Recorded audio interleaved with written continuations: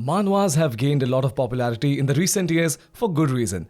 They are filled with captivating stories, stunning artwork, and relatable characters. From fantasy to romance, action to comedy, there are plethora of exciting and diverse manhwas to choose from. So today I will be recommending you all top 10 manhwa and manhwa you should bookmark right now. So let's start a list. But something deep inside won't let me quit. I swear that I'm inspired by all this shit. Tell me that I can and I won't. That's what guides me the most. Fuck your lies, I'll do what I want. Coming at number 10 we have SSS-Rank Lone Summoner. Zhang Zi crosses over to a parallel world where people rely on the magic domain to fight monsters and become stronger to resist the invasion of demons. For the sake of his sister, Zhang Zi enters the magic realm under the name of Asura and unexpectedly awakens the strongest SSS level talent summoning ability. Now with the strongest ability, he begins his heaven-defying journey. This is a pretty decent manhwa with generic storyline and decent art style. The main character is strong but hides his power and acts like a weakling without any reason. The action scenes are average and all the side characters have the same arrogant personality. So you can give it a try if you have nothing else to read. Coming at number 9 we have Arcane Ascension. 5 years ago, Corin's brother entered the Serpent Spire Tower, a colossal tower filled with ever-shifting rooms, traps and monsters. Those who survive the Spire's trials return home with an attunement, a mark granting the bearer magical powers. And according to legends, those few who reach the top of the tower will be granted a boon by the Spire's goddess. But his brother never returned. Now it's Corin's turn to enter the tower and he must do whatever he can to survive and reach to the top floor. Both the art and the story of this manhwa is pretty decent. The main character is smart and gets a cheat that helps him survive the tower's challenges. The side characters are well thought out and the pacing of the story is also good. So give it a try and see if you like it. Coming at number 8 we have Dororo Rebirth.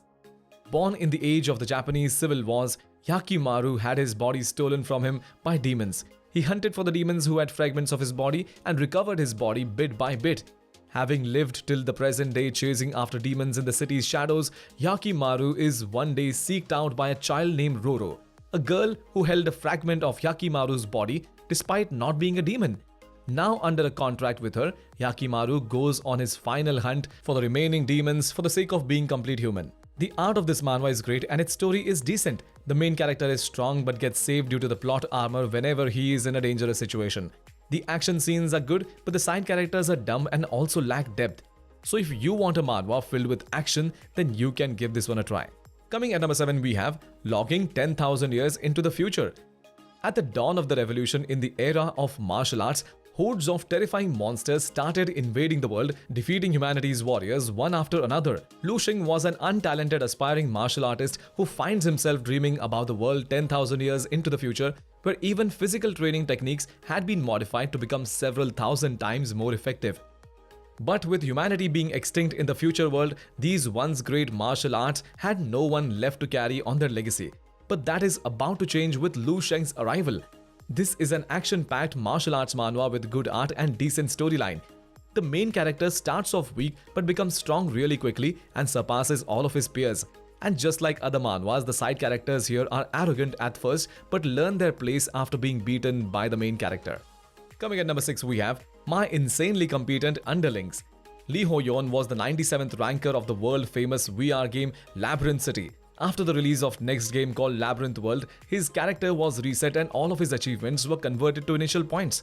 To be overpowered in the game, he uses all of his points to create a subordinate character. But something goes wrong and he creates a character too powerful for him to handle. This is a unique VR MMO manhwa. Its art is good and its story is really interesting. The main character himself is weak but uses his subordinates to get what he wants. All the other characters misunderstand him and treat him as a criminal. So if you are looking for a manhwa filled with comedy, then this one is for you. Coming at number 5 we have I Picked a Hammer to Save the World. Tiny was an orphan in the slums who rose to become the strongest knight in the continent. But he was in danger of dying after crushing the head of the 7th Corps captain of the Demon King's army with the last blow. In a desperate situation where the destruction of mankind couldn't be prevented, Tiny's only alive comrade, the Sword Emperor, uses the power of his family treasure to regress Tiny back to when he was still in the slums. Now he must do everything and prevent the fall of mankind in this life. This is a pretty decent manhwa with a generic regression plot. The main character uses his past life's knowledge to turn the tables on his enemies. He's also mischievous and plots against his enemies. The action scenes are good, but the side characters are not that great and they are very one-dimensional. Overall, if you like regression manhwas, then you can give this one a read. Coming at number 4, we have Bowblade, The Descendants of Bowblade. This manhwa is a sequel to the popular manhwa Bowblade Spirit. Eulji So-moon is now a grandfather who orders his mischievous grandson Eulji-ho to go on a joyful trip to Zhongyan to save the fallen Namgong clan and help them spread their wings once more. This is about his journey as he turns from a brat to a hero of Murim. This manhwa is really similar to its prequel. Both its art and its story is good. The main character is really strong from the start and also goes through character development as the story progresses. Overall, this manhwa has potential and it's must read for Murim manhwa lovers. Coming at number 3, we have Heavenly Grand Archive's Young Master. The soul of the Murim alliance leader Hu Gong leaves his body and suddenly possesses the body of a young man named Byong Hang.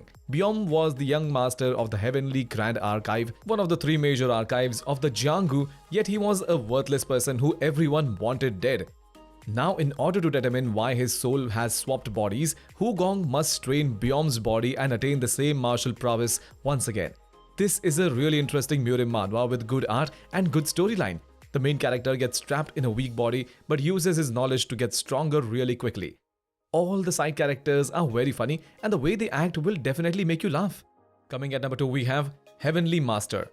The protagonist ZK lived in a world where everyone dreamt of leaving the barren land and ascend to heaven using the power of soul birds. The one who could ascend to the 9th level of heaven would become the master of heaven. But since 500 years, no one had been able to do so. This is ZK's story as he finally obtains a mysterious soul bird and goes on the dangerous journey of becoming the Heaven's Master. This is a really unique manhwa with a good art and a great storyline. The main character is fairly strong at the start and also has secret ability that makes him overpowered for a certain time. The side characters are well thought out and the fight scenes are not disappointing.